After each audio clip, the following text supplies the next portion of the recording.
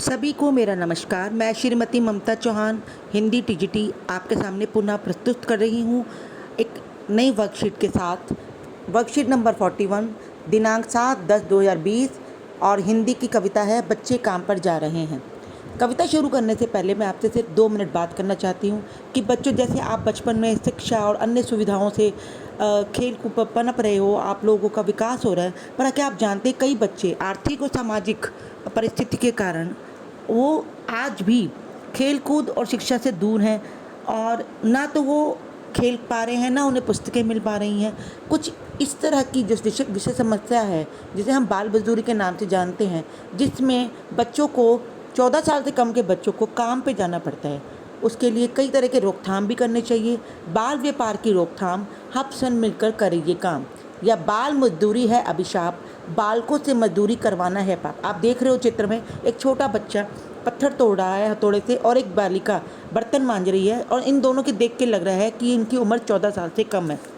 तो कुछ इसी समस्या को दर्शाते हुए राजेश जोशी जी की आज की कविता के माध्यम से वो बताना चाह रहे हैं कि बच्चों के ऊपर कितनी ये अभिशाप है बाल मजदूरी।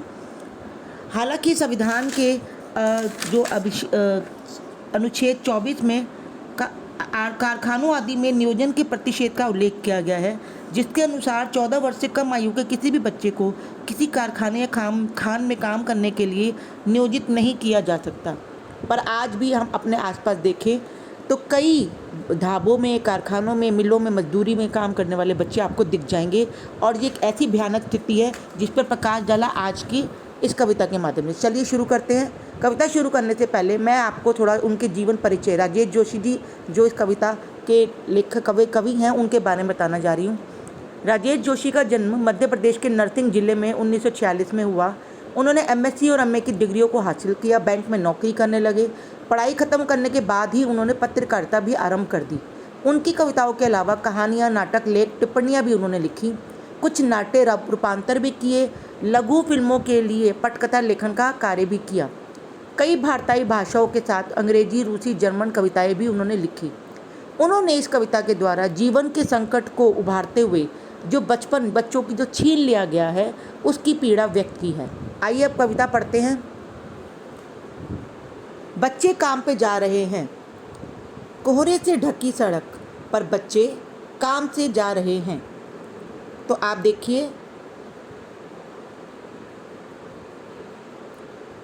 इस कविता में शुरू की पंक्तियों में लिखा हुआ है कि बच्चे काम पर जा रहे हैं, और कविता पढ़ने पर पता लगता है कोहरे से ढकी सड़क, यानी सुबह सुबह सर्दी का मौसम है और उस वक्त बच्चे नंगे पैर झोला या थैला बगल में दबाए हुए या टांगे हुए काम पर निकल जाते हैं। कवि ने कविता की प्रथम पंक्तियों में लिखा है कि ठंड का मौसम है और सुबह सुबह का वक्त है, चारों तरफ कोहरा छाया हुआ है, सड़कें भी कोहरे से ढकी हुई है, परंतु इतनी ठंड में भी छोटे छोटे बच्चे कोहरे से ढकी सड़क पर चलते हुए अपने अपने काम पर जाने के लिए मजबूर हैं।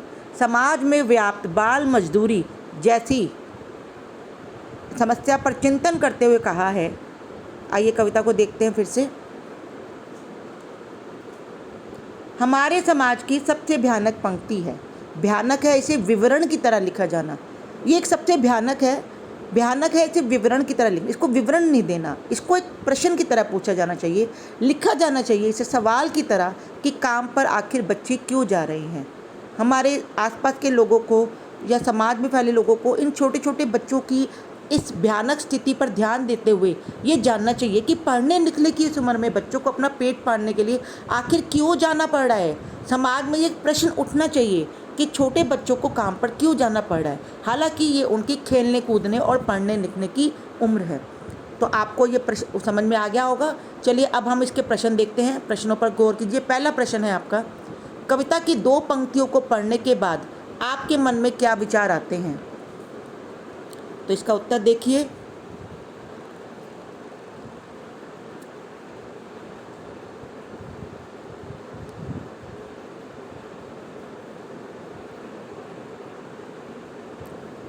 इसका उत्तर है पहला। देखिए पहला, सर्दियों की धुंध भरी सड़क पर छोटे छोटे बच्चों काम कर देखना बहुत दुखदाई है।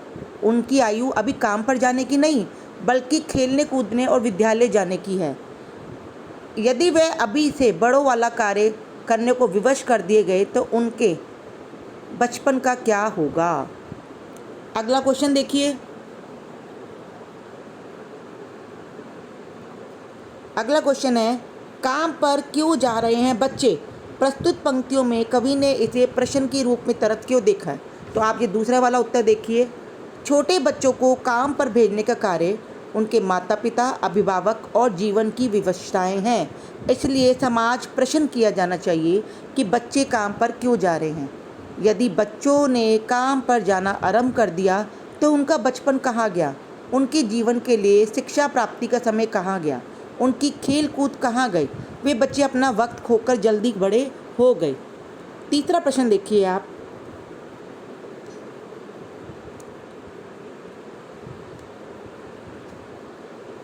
तीसरा प्रश्न, अपने बच्चों को कब कब और कहाँ, आपने इन बच्चों को कब कब और कहाँ कहाँ काम करते देखा है। तो आइए इसका उत्तर देखते हैं। इसका तीसरा उत्तर ये रहा, हमने अपने शहर में इन बच्चों को दुकानों में काम करते देखा, घर बाहर की सफाई करते देखा, कूड़ा बीनते और बोझ धोते देखा, उन्हें घरों में नौकर के रूप में देखा, ढाबों पर खाना पकाते और परोसते देखा। और अब आपका चौथा प्रश्न है, आखिरी प्रश्न, आपके विचार में बच्चों को काम पर क्यों नहीं भेजा जाना चाहिए। आप अपने विचार देंगे इसमें कि बच्चों को आखिर क्यों काम पर नहीं भेजा जाना चाहिए, उन्हें क्या करने के मौके मिलने चाहिए, लिखिए। तो देखिए अब आप इसका उत्तर, ये आपका चौथा उत्तर है।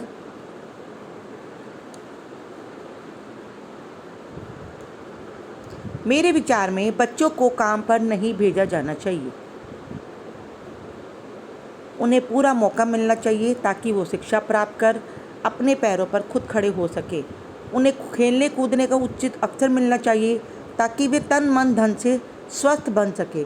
उन्हें अपने माता पिता, सगे संबंधियों और पाठ पड़ोस से भी पूरा प्रेम मिलना चाहिए।